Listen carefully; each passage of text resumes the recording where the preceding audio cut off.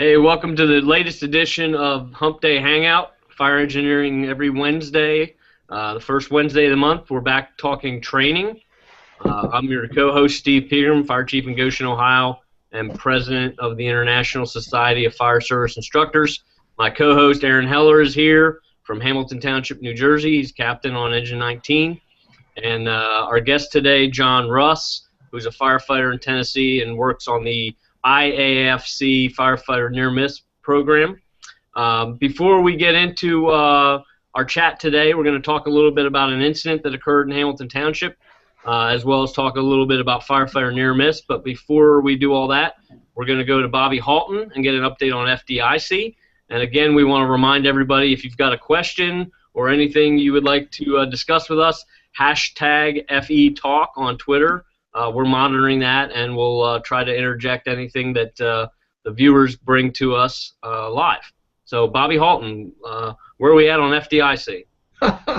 Well, thank you so much, Steve, and I'll try to be brief, which is almost impossible because I was vaccinated with a phonograph needle. But the FDIC is 77 days away. If you haven't registered yet, please do so. Things are filling up fast. As always, the hot classes, have limited space, so I apologize. And so sign in early. The flow path class with Sean Gray is already sold out a couple of sessions, so if you want to take that, please get in there. Live fire is selling out, as always. Forcible entry, truck company operations, all the classes. Some neat classes I'd like to plug that have some space available. And Jason Hubbleman's group that does an incredible class in firefighter bailout. And what's important about it is that they take it one of the best produced classes I've ever seen.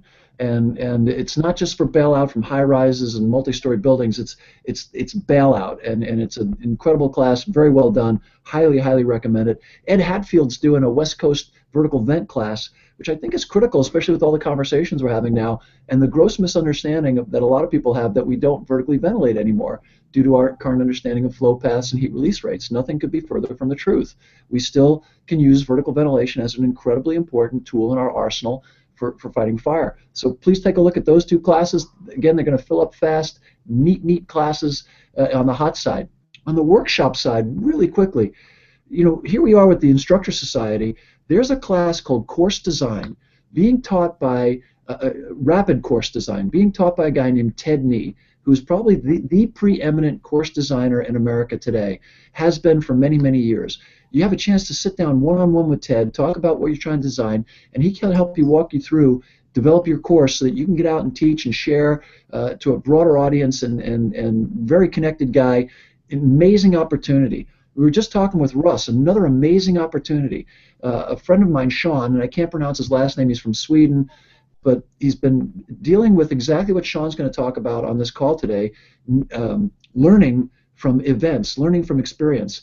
And Sean has been studying under the foremost leading authorities on accident investigation in the world, not locally, not any of that. Sean's a brilliant guy. He's currently at the University of Ohio State, and he's working with Professor Woods, who just wrote Behind Human Error, and which is an incredibly important book. He's also worked with Dr. Decker, Alan McLucas, all the leading minds. You have a chance to take a course from Sean himself on how to learn from experiences. You combine that with Ted's course, and you can take any event in your organization and truly learn from it. Not just throw stones, and not just say they shoulda, woulda, coulda, or what, hindsight bias and counterfactual reasoning, but really develop a learning program from an event. So please take advantage of Rapid Course Design and Understanding Human Error to build a safety culture. Incredibly important classes. There's so many workshops. The IFSI, this Instructor Society, Brian Kaz and the gang, incredibly important class on fire behavior. Please don't miss that. Workshops. Look at the workshops. I mean, unbelievable opportunities to an in-depth program with the leading minds in the fire service today. 80 of them. So, if you're going with a group, spread it out. So please take advantage of it. Again, there's 211 classroom sessions, main program, great stuff happening, the fun run of the Firefighter Cancer Support Networks, comedy night on Tuesday night. So if you're coming in for a workshop or a hot class, please come to the Cancer night on Tuesday night and join us for a great night of comedy. Stop, Drop, Rock, and Roll on Thursday night. The Fun Run, please sign up for the Fun Run. Goes to Courage and Valor. The Union Bash, of course, on Friday night. The Fool's Bash on Wednesday night.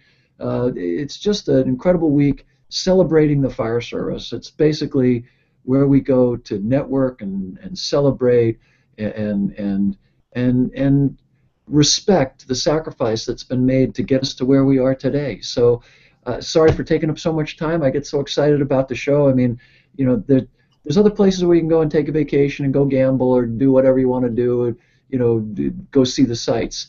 Go ahead and do that, you know, but if you want to go and learn and train and network with the very best, with the Steve Pilgrims of the world, with the Aaron Hellers of the world, then please come to FDIC.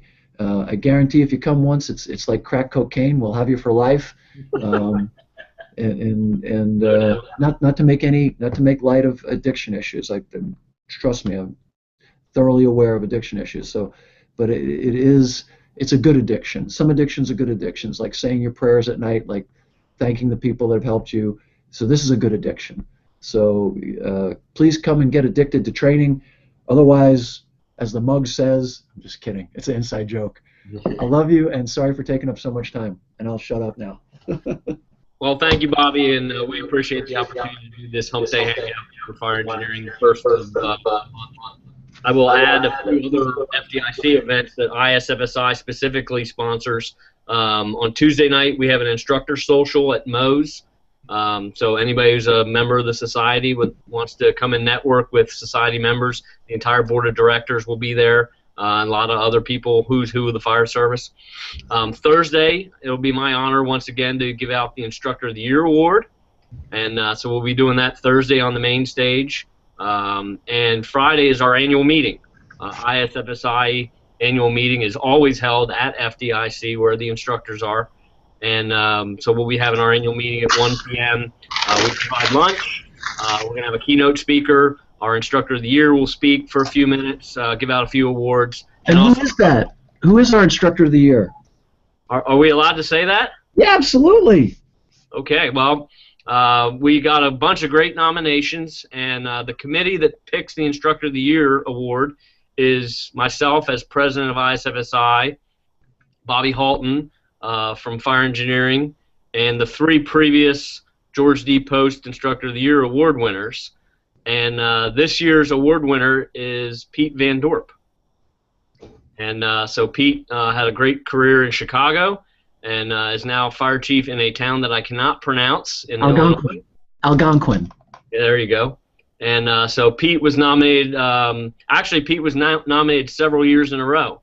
And we were very excited. Bobby and I got to call him the other day, and he was very humble and very appreciative of the honor. And so Pete Van Dorp will be the 2016 George D. Post Instructor of the Year. So thank you for that plug, Bobby. I didn't know if we were allowed to say that yet. Absolutely. I think we should scream it from the rooftops. Awesome. So where we wanted to go today is we already had planned to talk to John Russ about IAFC's Firefighter Near Miss program, but I thought it was pertinent that we talk to Aaron first. Aaron's one of our co-hosts here every month. But recently, an incident occurred in his township, Hamilton Township, New Jersey, near Trenton, New Jersey, involving a garbage truck explosion and fire. And since it happened in his town, I thought he could bring that because I think it brings a lot of great training as well as tactical things that we should think about. And if you haven't seen the video, we posted it on the announcement for this Humpday Hangout, the link to it. As well as if you just Google garbage truck explosion, it's the first video that gets brought up. It is impressive to say the least. But I asked Aaron if he would come on and talk a little bit about that for us today because I think it's a new target hazard that if we haven't seen already, we'll probably see in our community soon. So, Aaron? All right. Well, again, it's great to be here. And I think you were a little remiss when we were talking about FDIC as to, it's kind of a big deal to be a keynote speaker at FDIC, Chief. So, Steve is going to be on that main stage giving the big speech, and I can't wait to sit up front and listen. Thank you. It's going to be good. So anyway, going back to what happened in Hamilton, it's kind of crazy. This thing has, I think, over 2 million views on YouTube. It really went viral, and I was not there. So let me preface it by saying I didn't do anything at the fire. I was not there. My company was dispatched to it. It came in the middle of the afternoon, about 2 o'clock, for a garbage truck on fire between two houses. That was the dispatch. And I can tell you, I was headed out to go pick my daughter up at school, and I said, "Oh, I'm going to go buff this job real quick because this sounds pretty interesting. You know, it's between two houses. The neighborhood it's in is a very old urban neighborhood that right on the border of the city of Trenton. Busy area. It's in District 3, which is the Rustling Hose area. They see a lot of work over there. So I thought, okay, cool, I'll go buff this thing. And I got about halfway to the run, and the Truck 13 was the first due. It's a 100-foot TDA with a 4-man crew. Captain Steve Kramer was in command. One of the finest fire captains I have ever worked with. I literally bust his chops constantly that at some point I'm bound to get demoted and I'm going to work for Steve. So that's the kind of officer he is. So anyway, he signs on location with a garbage truck in the center of the street, working fire basically. So to be honest, I heard garbage truck in the middle of the street. There's no exposures. All right, I'll go pick my kid up at school like I'm supposed to do. And I got about 2 minutes out of town, and I hear him say that we have an explosion. We have a major incident. Strike the second alarm. You know, and damn, my kid could have walked home from school today. But what they did, they got there. They had heavy smoke condition coming from the container section, I guess, basically of the garbage truck. It was burning pretty good in there. What appears to have happened was that it heated up the CNG, right? Because it's a compressed natural gas and multiple tanks, and they exploded. The interesting thing was that Captain Kramer is such a heads-up guy that when he got there, he was thinking about what is the fuel in this vehicle, because we do have a lot of fleet vehicles that are CNG and LPG. He was actually physically going after the driver of the truck who was running down the street and saying, what is your load in there? Is there anything special that you threw in it? And, you know, basically, what's fueling this thing? And as the guy told him that it was CNG, it exploded. Talking with Captain Kramer, thank God they were the truck and not the engine. Because he feels that if the engine had been first due, they would have been right up on top of it, you know, much closer with lines. And as the truck, they weren't doing that yet. They were waiting for the engine to get there. So it launched shrapnel through some houses, broke a whole bunch of windows, and you name it. And there were other issues because this is only a couple days after we just got 25 or 30 inches of snow on the ground as well. So that's the basics of it. Crews went to work. They stretched multiple lines. They stretched multiple lines to the houses. A second RIT team was called because they went to a second alarm right away. We have pretty good staffing, but once we go to a second alarm, we strip our town. Then we're relying on hopefully whatever Trenton or Robbinsville or Burlington County can provide us at that point. Ewing, Lawrence, up that way.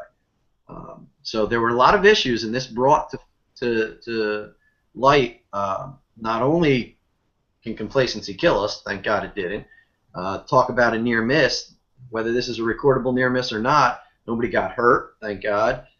There should have been a victim in one of the houses where the one tank blew through the house. It went through 2x8 headers and actually went directly through the porch, through the front of the house. And luckily, the lady had gotten up to walk into her kitchen in the rear of the house, or she could have been plastered with this thing. So those are the basics of it, and it certainly has gone viral.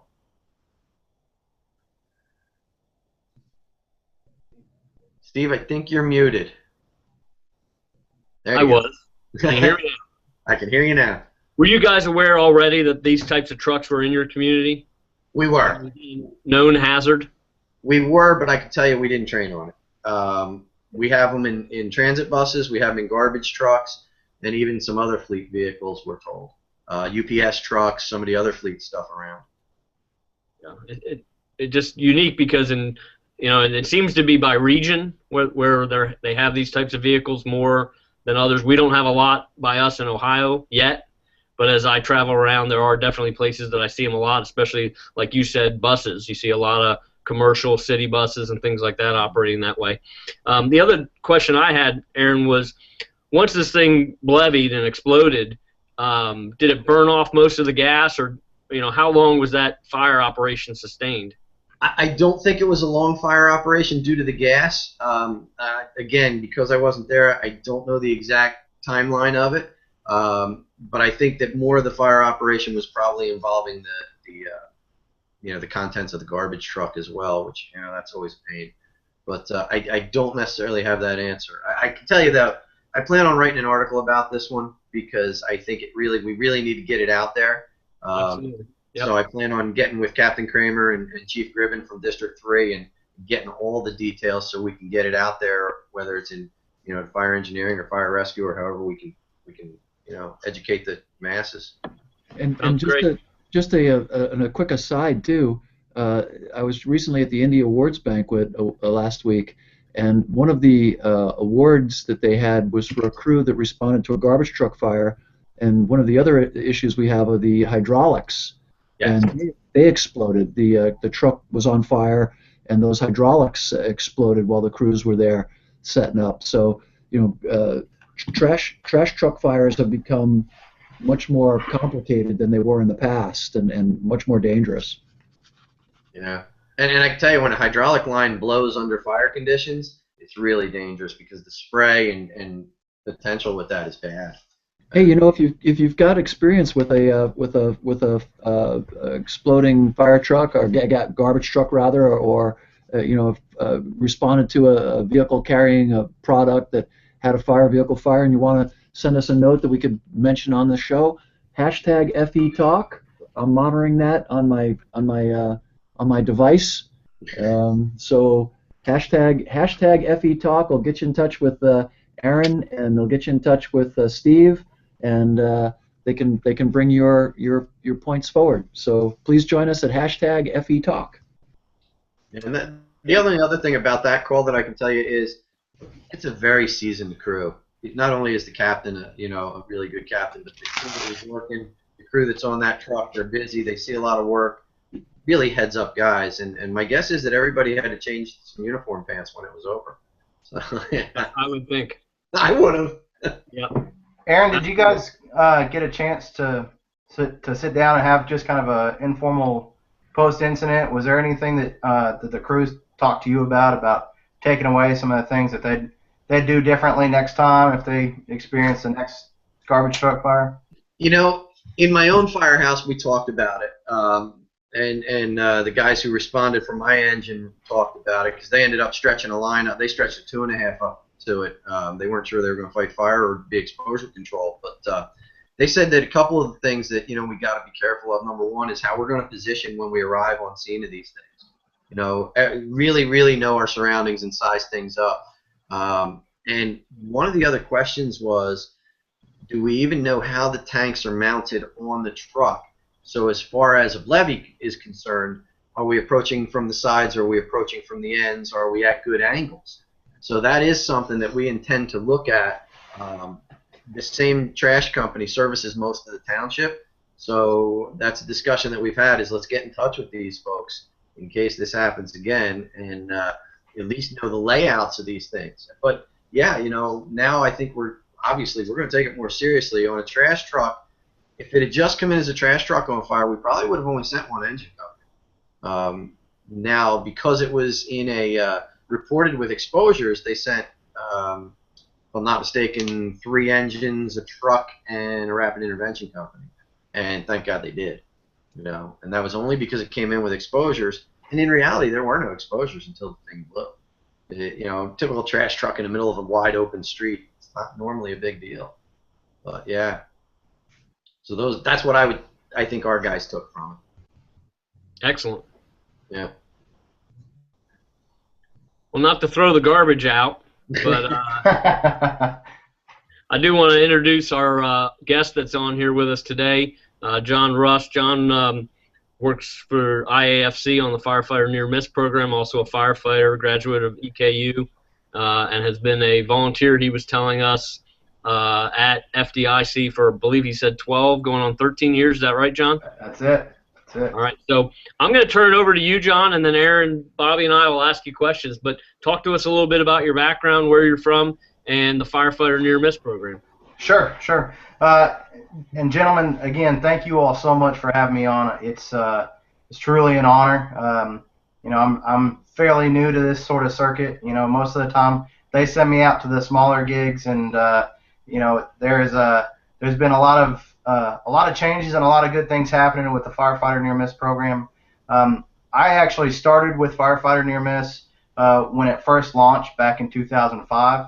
I was then still a snotty-nosed college student with EKU, and I was helping them out doing just a little bit of odds and ends stuff here and there back when Chief Tippett first started just launching the whole concept of gathering these types of events. I worked through the program in various roles with various hats. I've helped out with reports of the week. I've done report reviewing. I've assisted in lots of different functions within near miss. Most recently, actually, just I guess about 2 weeks ago, they've asked me to head up as being the program manager for the national program now. So I'm very excited to be a part of that. I've got some big shoes to fill. There's definitely some mentors that I've looked up to in my fire service career that have held this position. I'm pretty excited about it. I currently work also in the fire service still. I'm an engineer and a paramedic with an engine company in Brentwood, Tennessee, which is right outside of Nashville. We pride ourselves on being kind of the rich kid neighborhood. A lot of country stars out there. We've got a lot of the Tennessee Titans, some big homes. We have a really interesting jurisdiction to cover, so I absolutely love it. Love working for that fire department. I brag that I work for the best fire department in the country, so very excited about that. And then also, like you mentioned, I've been going to FDIC since 2003. So this will be my 13th year at FDIC as part of the volunteer staff. So you'll see me as one of those guys dressed up in a nice suit and tie, checking you in, getting you guys scanned in, and letting you know where the emergency exits are. And Chief Halton has already given me a little plug on some, where the places are to go. I've been part of the volunteer staff long enough where a lot of times I can sneak into get kind of first dibs on which classes I get to take. So I'm really excited about that. So we've done a lot of transitioning with near miss. Originally, the intent, I think what Chief Tippett intended was he wanted a program that we could gather information when we weren't gathering in other places. So, if we had an accident or an injury on the fire ground or at the firehouse, we had these reports that we'd fill out, and NIOSH and some of these other great organizations were collecting some of that information, but we found that even back in industry, back in the 1920s and 30s, they were finding that before a major catastrophe happened or a major incident or a major accident, there were hundreds and hundreds of events that where the same thing almost happened.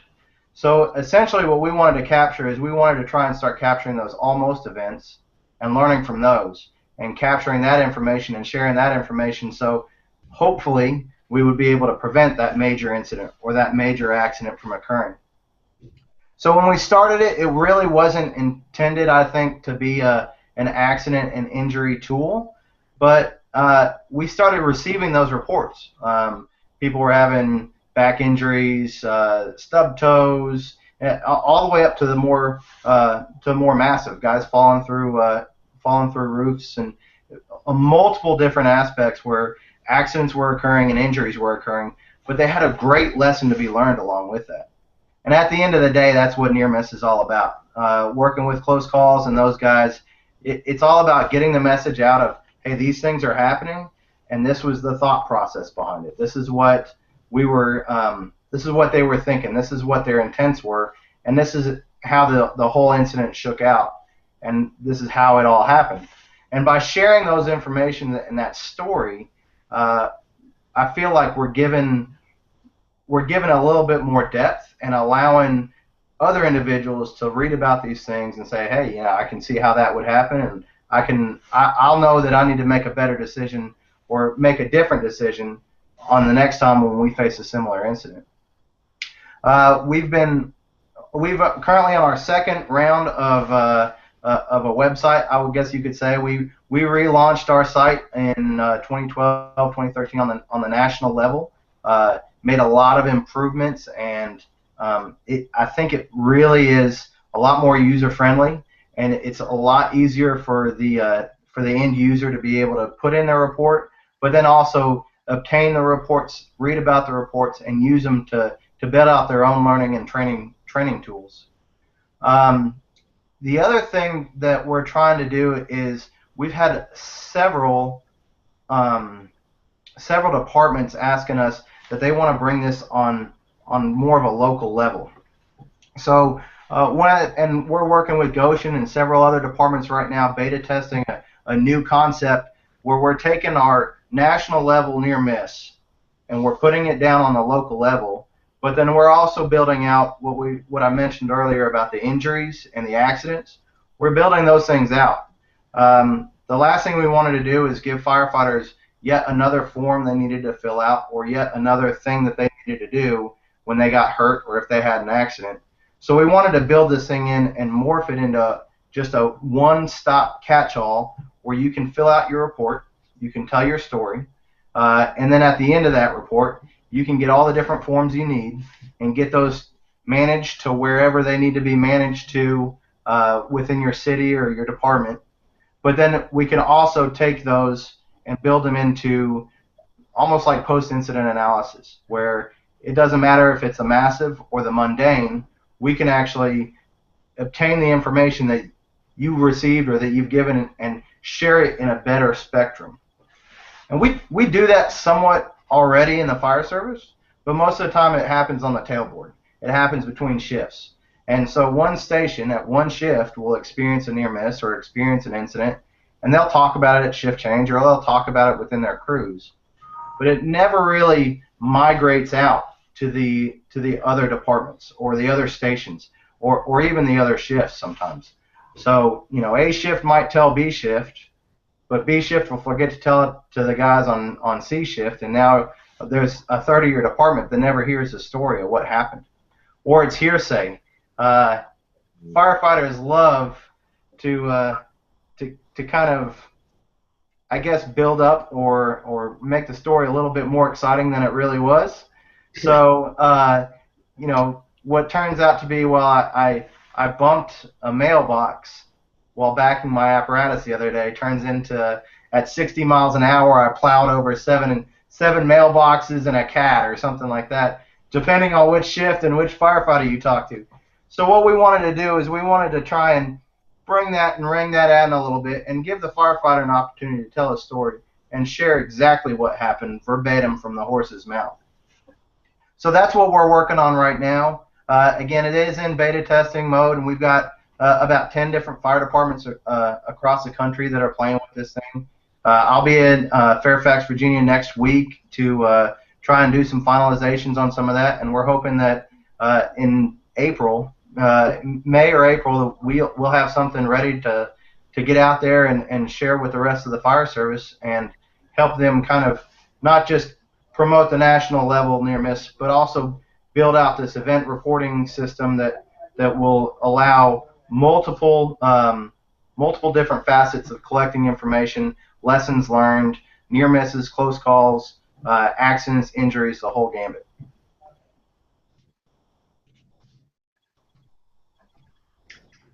That's it in a nutshell. Currently, the website. That's a big nutshell. Yeah. There you have it. Thank you for coming. Waiters. Just wait until you see my keynote. There we go. Hey, John, I got a question for you. Sure. One of the things is that I've seen an issue with recently in a lot of things we're doing is everybody's getting their information from less than official sources, might we say. Sure. You know, they read the tweets or they read the Facebook posts of guys who weren't even there or guys who, you know, are just guessing. how do you get this to the masses to prevent or to counteract some of the social media clowning around we're seeing? Yeah, and that's tricky because one of the things that we want to do is we want to be a reliable source. So every near miss that gets submitted, and even on the department level, the department level system will have an opportunity for either your command staff or your safety officers or your company officers or whoever you choose within your department to review each one before it gets published. So, and we do that on the national scale right now. So if you submit a near miss report to the national site, it goes through 2 or 3 different hands to make sure that, first of all, it's anonymous. On the national level, we want to make sure that we're not putting anything out there that would be disrespectful in any way. But we also want to make sure that at the end of the day, it's all about the lesson learned, right? We really want to make sure that we're capturing the meat and potatoes of your event. So there is a review process that goes through to make sure that what we're saying is credible. The unfortunate thing is that takes a little bit of time, right? Depending on how your department sets that up, like with my fire department, we review these things at our safety committee meetings, and our safety committee meets once every 3 months. So one of the things we're looking at trying to do is trying to figure out a way where we can make this process a little quicker to where when it happens on a shift, by shift change or at least the next day, we'll have something to at least put out there as far as a post-incident that's nice and credible. So it is a challenge. You know, one of the things with the department level near miss that we've been kind of struggling with is we've hinged on the concept of being anonymous. At the department level, it's very difficult to be anonymous, especially in the smaller fire departments.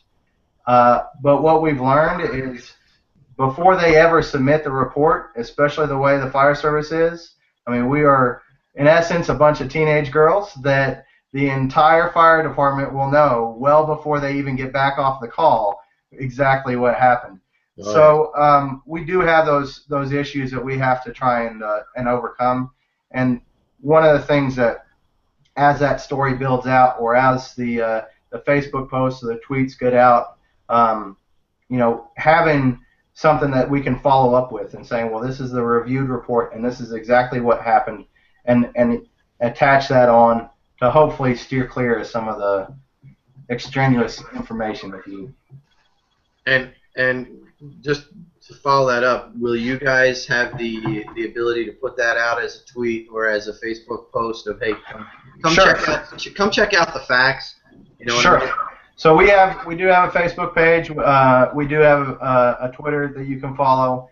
That you know, we do post things on there. We do follow-ups with our close calls brothers and sisters and with that organization. And we have a really good working relationship where when they have a close call that's submitted to them, they can share that information with us. The way that we've been trying to gear ourselves is we want to be the statistics and the analytics of the event. Close Calls does a great job of being the news agency and getting the information out there and sharing the stories. And we have a lot of that we can give. But the nice thing about when you fill out this near miss report is it really gets into the meat and potatoes, and it gives you an opportunity to share or think of things that you haven't even thought to include in your report. One of the departments that we have beta testing with us just recently had a fairly substantial near miss, and the younger firefighter who experienced this was told, hey, we want you to do a post-incident analysis. Well, this guy had like 8 months on the job and was like, man, I don't even know where to start. So by giving him this department level near miss, it gave him some structure to build out his post-incident analysis to where he could share his story with other people. And yet when he fills this out, he has kind of an idea of, okay, well, what was my train of thought? What was my situational awareness at this event? You know, was there some equipment issues that I was facing, and it was the reason or the cause behind it? So that's where we're kind of going for. Again, when we get these reports submitted, we can get those things published on Facebook. We can get those things published on Twitter. and we can do follow-ups for certain events very easily, and that's probably a good way to go about it.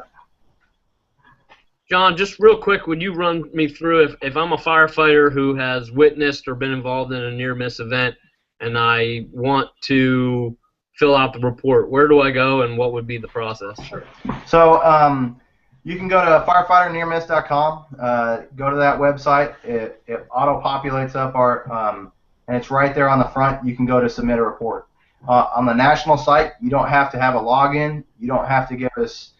You don't have to have a membership or an organization or anything like that. We'll take any information that you're willing to share. The big things when you go to submit a report, the key information that we absolutely have to have is we have to have a narrative. We have to know the story, and you have to fill out that lesson learned. So in order for it to get submitted, those things have to be included, and that's what we're trying to capture. So go on to firefighternearmiss.com, go to submit a report, and that's it. It's very user friendly. One of the things that we've done when we built out the newer system that we launched just a few years back is we wanted to make the system a little bit more streamlined, where if there's a certain question that may not be applicable to your near miss, then we don't want to include that. But so we might ask, well, was weather a factor in your near miss? If you say no, then it skips right on and you move on. But if you say yes, then it'll auto-populate some more questions that'll allow you to kind of go deeper into why weather was a factor or why equipment was a factor or things of that nature. So again, it makes it really easy to do. It walks you through the process. It's a lot like the TurboTax type mentality where it's really basic. They ask you some really basic questions and you just simply answer the questions. John, this is Bobby. Quick question. I have about 1 million questions. But, first question: could you tell us what those basic questions are that lead people through the narrative? So when you first open up to submit a report, the first thing it'll do it will ask you what type of event it was. Whether it was a single-family structure fire, commercial fire, a medical call, whether it was a training event, and what we're hoping to build out is depending on the different type of call, you'll have a specific type of questions. We're not quite there yet. We're still building out the program to where right now, whatever you select, you'll still get the same basic questions. But after you select what type of call you experienced or what type of event your near miss was involved with, then it'll ask you first of all some very basic questions about your demographics. What kind of fire department you work for, whether it's career, volunteer, combination. It'll ask you some scheduling questions. It does ask for your contact information. On the national site, the only reason we ask necessarily for your name and phone number or email address is for our reviewers. None of that information gets published. So when you leave your name and phone number or name and email address, if our reviewer goes through and reads your report and says, well, I want to know a little bit more about this, or I think this might be another step here that we can really build out and gather further information, then they can get in touch with you. And that's the only reason why your contact information is asked. Again, none of that information gets published. John, I would think that the contact information, at least to get to you, is important anyway, because you have to be able to vet that these aren't made-up stories. Absolutely. Absolutely. Of stolen valor type stuff. You just never know. Exactly. So we do have in our reviewing process there is quite a bit of that. One of the things that we have to ask ourselves is this a plausible event? If they talk about, hey, I twisted my ankle while saving 30 nuns out of a bus in downtown New York, well, I'm sure some sort of news feed is going to be published about that. But most of the time, and that's the interesting thing, a lot of our near misses that we really are getting a lot of great information on, especially on the department level, are the more mundane. The department I work for, we're blessed and cursed, I guess you could say, depending on how you look at it, where we don't run a lot of fires. So most of our near misses that we experience aren't necessarily on the fire scene. They're on our daily operations. They're on our training events. So when we have guys submit a near miss report about, hey, we were clearing trees out of the roadway from this last storm, and a tree shifted and landed on my ankle, but I wasn't hurt. That's some good information for us to have, and it's very plausible, and it's not something that we necessarily need to worry about as far as it's trying to gather some hero effects. Right. So there is a lot of good information to have as far as contact information and doing your follow-ups. The other thing that after a brief demographic question, that's when we ask, okay, what was the event? And the majority of that is just one big old giant text box that gives you an opportunity to type away. People always ask me, well, how long does it take to fill out a near miss report? It really depends. It depends on you, and it depends on your near miss. The event that you guys had up in New Jersey, that probably that might take a little bit of time to write up about, because there were so many different lessons to be learned and aspects of that. If you stepped off the apparatus and it was right after you guys washed the engine and the floor was slick and you twisted your ankle, that might be a 2-sentence report that gets submitted, and it only takes a minute or two. So it really is dependent on you. The next section goes into your lessons learned. It asks you, what was your lessons learned? What was your situational awareness? It kind of builds out some of those questions depending on how far you want to take it. And then there's also an outcome section. So at the tail end of it, it'll ask you, okay, was there an accident? Was there property damage? Was there firefighter injury? Were there civilian injuries? And if you answer yes or no to any of those, depending on what those are, they'll build out those questions as well. So that's kind of the meat and potatoes of the report. Again, you can go through this thing and have a report filled out in a matter of a minute or two, or we've had some firefighters that their near miss is a little bit more substantial. If you fall through the floor at a structure fire and it's a RIT operation, we invite you to take your time, write it, rewrite it, and put a lot of thought into that report, because there's a lot of great information to have.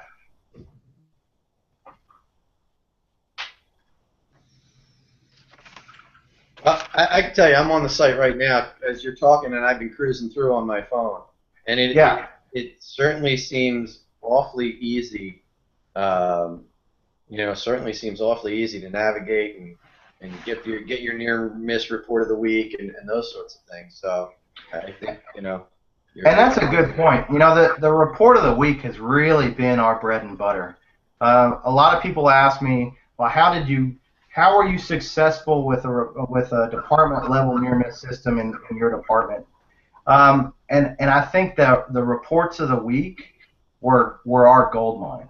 I came in when we started doing our department level near miss system. I was still a fairly new firefighter to the organization. I'd only been there about a year or so when they asked me to kind of head this thing up, and so I didn't have a lot of that heavy brass on my shoulder to really get those guys to fill out reports and things like that. I had to kind of take it in a little bit more interesting way of doing it. So what I did was I just gave them a really basic class. This is what near miss is. This is what we're trying to accomplish. This is what we want to do. And then I signed everybody in my department up for the report of the week. And I did nothing. I sat back and I just watched. And a few guys would start talking about it around the kitchen table, and next thing you know, it started gathering some momentum to the point where even some of the more grouchy guys in the department 6-8 months later came up to me and said, hey, that report of the week thing, I unsubscribed that mess right after you subscribed me, and now we're talking about it all the time at the kitchen table. Is there any way you can subscribe me back to that? Sure, no problem. And then, after a slow and kind of deliberate, I like to use the analogy. It's a steady, small amount of pressure. The entire time they're seeing it. They're seeing the reports of the week come out every week. One report of the week, it might be on high-rise operations, which really isn't applicable to where I work at. But then the next one might be on mansion fires, multi-million-dollar mansion fires, which is very applicable to us. So every week we have a different report of the week that I feel like it spawns that discussion around the kitchen table, and has been really beneficial for a lot of fire companies to kind of analyze, look at close calls, look at near misses, and figure those things out on how they would operate within their own department on that. Absolutely. John, I think one thing to take away, since we're focused on here on training and as instructors, is how important the report of the week and reviewing it and using it as like you said, a kitchen table discussion point for a shift drill or a company drill or something like that. If you do nothing else, at least subscribe to the report of the week and see what that is, and utilizing that in your department. I know that as the program moves forward, currently the national site, anybody can put in, you can report an incident, it's anonymous, it's reviewed, and then posted to the site. You can search on the site to find similar types of incidents. Talk to us a little bit about the department-specific site that you're beta testing and looking to launch in the next few months. Sure. So again, we're playing with the idea of we want to be able to make this a usable tool for individual fire departments. When you go on the national site, we have people who have been in the fire service for 5 minutes that have submitted a report on their first day of training at recruit school. And then we have guys who are going back and putting in reports of events that happened to them back in the 60s and 70s, which are awesome lessons to be learned. Those guys, I really respect those guys when, they talk about, well, we had one SCBA to share among 5 guys, and this was a near miss that we had back in 1972 or whatever. But the thing about that is, within the individual department, there's no way for you to know who, if somebody filled out a near miss report on that event, or there's no way for the individual fire departments to know what really is happening within their department. Which that can be a good thing, and that's what we really hinged our concept on. But we found, as the fire service has grown culturally, and we talked a little bit about this before we got started, the idea of, hey, instead of accidents being somebody screwed up and they're going to press hard 2 copies and shake your finger at them and don't you ever do that again, the fire service, I feel like, as a culture, is changing to be like, hey, I screwed up, and this is what I did, and this is what my thought process was, and it's moving in a direction where we're more ready to share our own mistakes and share our own incidents, so it doesn't happen to our next brother and sister firefighter. So with the department level near miss, we've kind of taken that to the next step. So you go in and you can share your near miss, and you can share whatever the event is that happened, whether you backed over a mailbox or you fell through the roof at a structure fire, whatever it is, you go on there and you can share your story. And then within your own department, you can set up a reviewing process internally that makes sure that it is, it's not the one firefighter who hates being at work and says, well, my chief's an idiot and I can't stand him. There's still a review process that happens internally within your own department that you can really grasp the meat and the potatoes and the lessons learned and share the information that you want to share. And then you can put together, in fact, we're working to build out right now templates that you essentially can stick in an email attachment and shoot out to your entire fire department. And it's, hey, this was the event that happened. This is from the horse's mouth exactly what happened, and this was the lessons that were learned, and this was the decision making behind it. And by sharing it in a more open concept, you're starting to get away from that mentality of, well, he backed over a mailbox, so he's going to go home without pay for 2 weeks.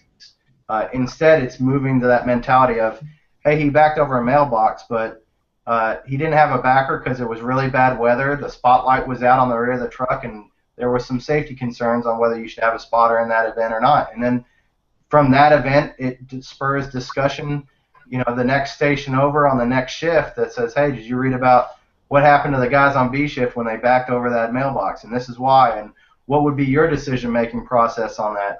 And when you start spawning that conversation at the kitchen table, especially when you see improvements being made and changes in thoughts and mindsets of how things should be done, that's when the individual firefighters actually really start grasping the concept of department level near miss.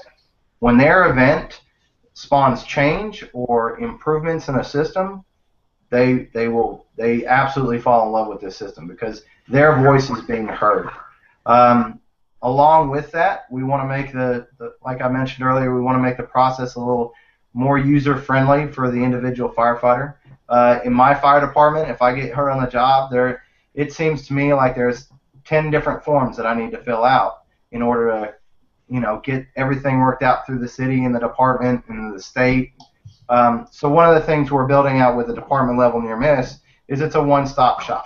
You go in, you fill out this one thing, and at the end of it, it'll auto-populate the 5, 6, 7 forms, whatever forms that you might need, prints them all out, and you can go about your business. So we want to also make it a tool that's more user-friendly for the individual firefighters as well. We've identified the need. And then finally, several fire departments are pretty good about doing accident investigations or injury investigations. But if you're in an apartment like myself, where we're blessed enough where we don't see a lot of on-the-job accidents or a lot of on-the-job injuries, we don't have what I'd say really the best process as far as doing safety investigations for more serious events, simply because we don't see a lot of those. This gives you that tool. This gives you an opportunity to have your department have their own accident investigation or injury investigation system that you can draw information from and change operating guidelines or emphasize certain trainings that might need to be done, especially with the fire service instructors. When you start wondering, well, what should I really be training these guys this next month? When you start seeing, well, we're having some back injury issues, well, maybe we should do a training on some proper lifting techniques. Or we're seeing a lot of injuries or accidents or near misses involving this process. Well, that's probably what the process we need to concentrate on. That's kind of why we're wanting to build this thing out, to give individual fire departments a better tool, more well-rounded tool as well. So we got a question on Twitter about Alpha Act Fire, which I didn't know what that was. Sure. Alpha Act Fire. They actually are a parent or a sister company to us. That they kind of are behind the scenes technical experts that help us build out the actual system of answering the questions. Along with that, what they do is, and they started doing this for the military several years ago. They found that there's a lot to be learned from recognition prime decision making, and that is a huge concept in the fire service as well.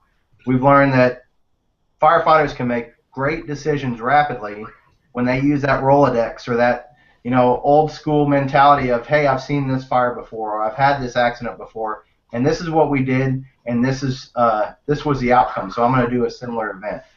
So what Alpha Act Fire has done, partnering with them, is they take our near misses, but they also take NIOSH line of duty death reports and other different venues where the reports are sent, and they build out a scenario.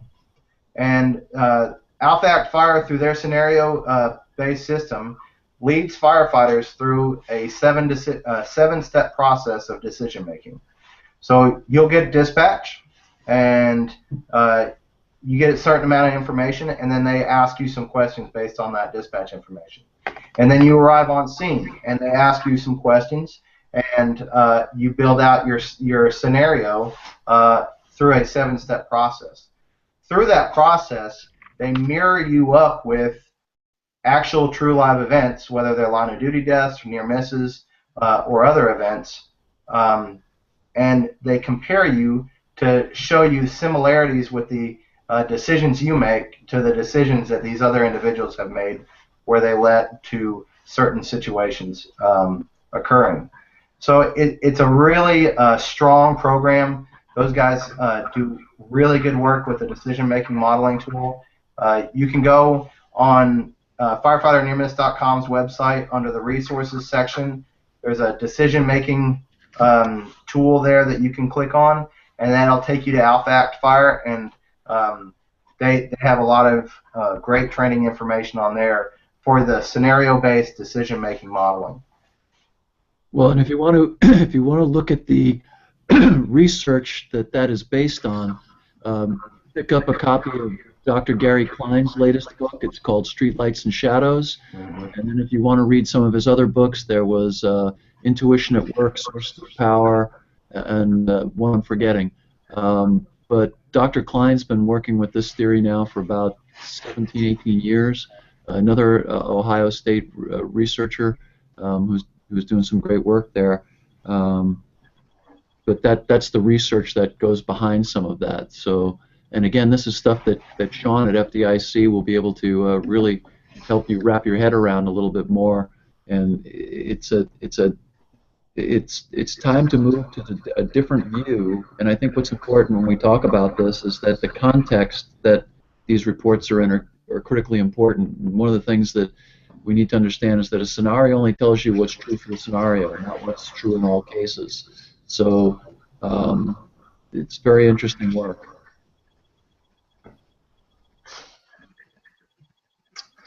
Yeah, they've seen a lot of and this has been a popular concept that we're also building out within our system, and it's been nice working with the people at AlphaAct, because again we just kind of were at first we're like, well, what was the lesson learned?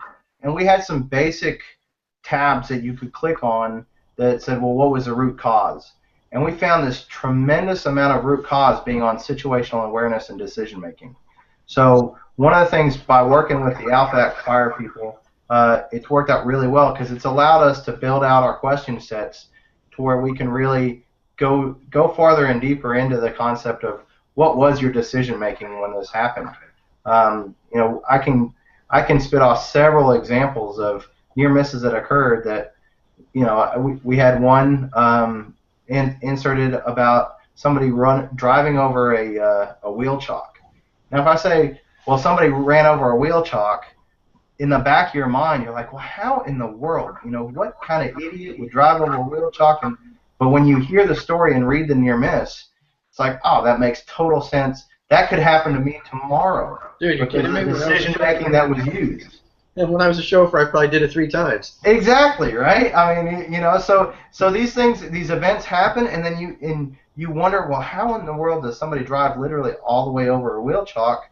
And then you read the near miss and you look at the decision making and you think, oh, that makes total sense. I could see how that could happen to me tomorrow. Hey, it's not that big a deal. Let's move on. There you go.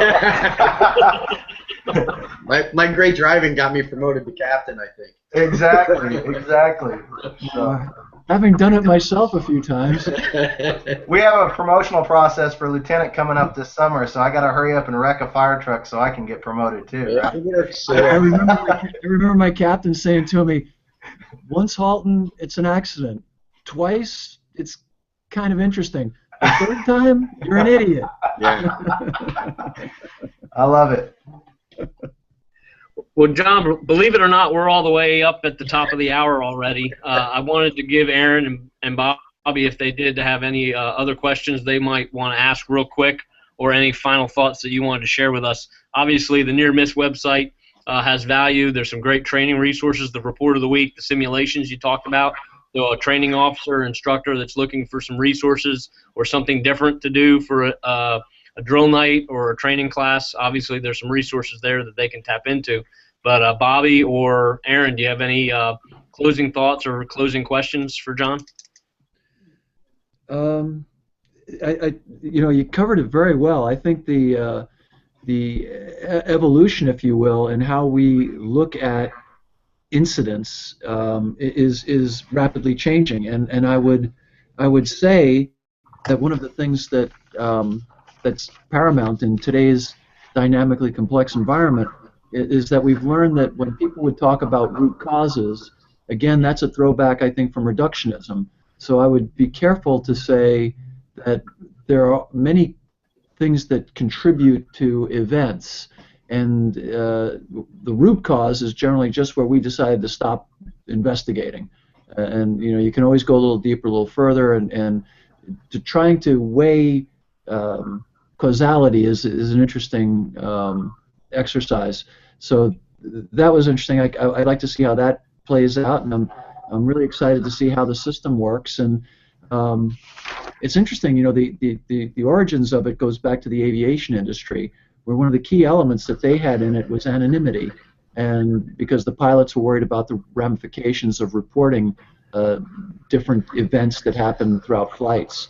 So it's interesting to see that the contact information is in there, and it'll be interesting to see how that plays out going forward. Well, I think the last thing that I have about it is number one, when you really did. You know your stuff, you're into it, and that's how these things work.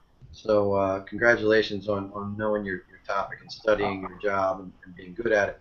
I think what it brings to the fire service in general is simply that we have another source of vetted information. And I've said it on this show tons of times. I've said it in my articles and everything else in some of the classes I teach is we need to go with vetted, true information, and not just things that are surmised, not things that are just thrown out there by uninvolved folks and things like that. So if it's another tool that helps training officers or company officers or whoever provide better information, a little bit better training, then I think it's a good thing. And, I myself will pay closer attention to it than I have in the past after today. So I thank you. Excellent, gentlemen. Thank you all so much. We have a long way to go. I feel like this concept of near miss will constantly be evolving and changing, and we're always looking for some good feedback for how we can improve our system to better serve the fire service. I was told by one of my predecessors that whenever we're doing anything involving with the near-miss system, picture a captain in a rural or volunteer fire service in rural Mississippi or out in North Dakota or something like that, and think, how does it benefit them to do their job? And that's what we're trying to do. We're trying to give you guys lessons that other people have learned. I can't get on a site and just start typing up these stories. I've got to, use what's actually happening out there in the fire service. And like you said, going through a vetting process, and we have at least 3 different people take a look at these reports before they get published. So what you're getting is true information. It's valid information that I really feel like at the end of the day, the fire service can learn so much, not just from all the fire service greats that we're getting at FDIC and all the great publications, but like I said, the 2-day rookie firefighter that experienced some sort of event that will make that training officer think, hey, we've done it this way for a long time, and maybe we need to start looking into other things. So I really appreciate the time that you guys have given me today. If there's any information that you guys want, you can go on to the firefighternearmiss.com website. There's a little page that says contact us. There's an email address there. Shoot us an email. Get on our Facebook page. Send us a message, and we can provide a lot of information for you. Awesome. Well, thank you, John. Thank you, everybody, for being with us. That's a wrap for this Hump Day Hangout. We'll be back the first Wednesday of March, March 2nd, same time, 1 p.m. Eastern Standard Time, with your Hump Day Hangout focused on training. Thank you, Bobby. Thank you, Aaron, for joining us. And we'll see everybody at FDIC in 77 days. Thanks, everybody. See ya.